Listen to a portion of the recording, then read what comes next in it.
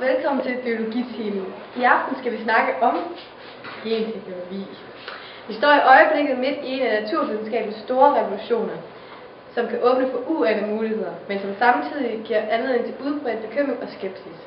Der er selvfølgelig tale om genteknologien, som har været flittigt debatteret i den sidste tid. I kølvandet på udviklingen af den nye teknologi følger nemlig en lang række praktiske og etiske spørgsmål. I denne dokumentar vil vi fortælle om teknikken bag gensplejsning. Den teknik, hvor forskerne ændrer arveanlæggene, kaldes for gensplejsning. Man kan fjerne gener, eller man kan indsætte gener fra en organisme til en anden organisme. Det er på den måde muligt at blande gener fra forskellige arter. Hvis en organisme har modtaget et gen fra en fremmed organisme, kaldes den transgen. Når man ændrer på generne, vil ændringer også nedarves til kommende generationer. Ved gensplejsningsteknikken udklippes det ønskede gen og overføres til en bakterie, hvor det opformeres. Gensplejsning og opformering af gener, altså kloning, er grundlaget for al genteknologi. Selve gensplejsningen foregår ved, at det ønskede gen klippes ud af arvematerialet, hvor genet egentlig hører til og indsættes i et såkaldt plasmid. Plasmider er små cirkelformede DNA-molekyler, som findes hos visse bakterier ud over det almindelige kromosom. Opklipping af DNA sker ved hjælp af et klippeenzym eller et restriktionsenzym. Det specielle ved klippeenzymet er, at de kan genkende helt bestemte rækkefølger af baser, og de kan kun klippe de pågældende steder. Det vil sige, at et bestemt klippeenzym klipper kun i én bestemt basesekvens. Mange af klippeenzymerne klipper således, at der i det opklippede DNA-materiale fremkommer nogle uparrede baser. Ved gensplejsning benytter man de samme klippeenzymer både til at klippe genet ud og til at klippe plasmidet op. Derved opnår man, at der i det udklippede gen og på plasmidet fås nogle sekvenser af uparrede baser, som sammen passer sammen. Altså de er komplementære. Derved kan genets uparrede baser bindes sammen med plasmidets uparrede baser. Til at samle det overklippede DNA benyttes nogle klisterenzymer, der hedder ligaser.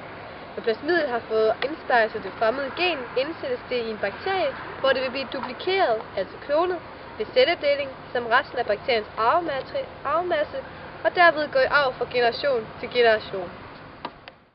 For at give en bedre forståelse af, hvad jeg lige har forklaret, min assistent, Sofie Emilie Pedersen, nu illustrerer det for jer.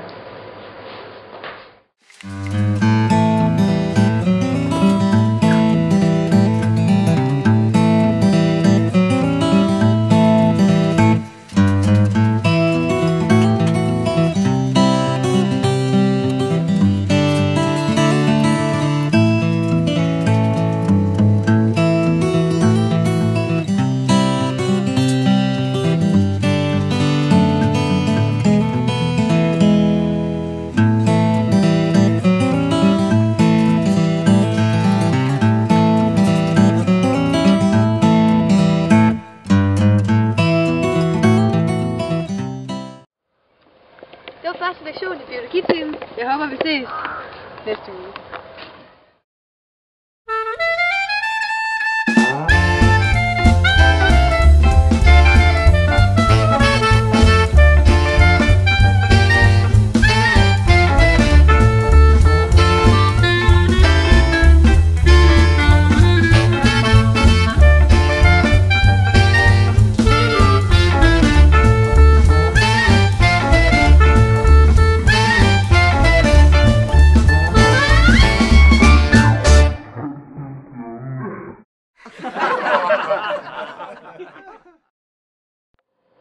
Optagelse 1.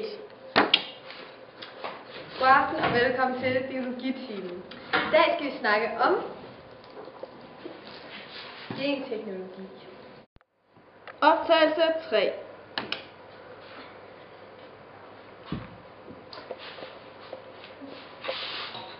Denne teknik må forskere...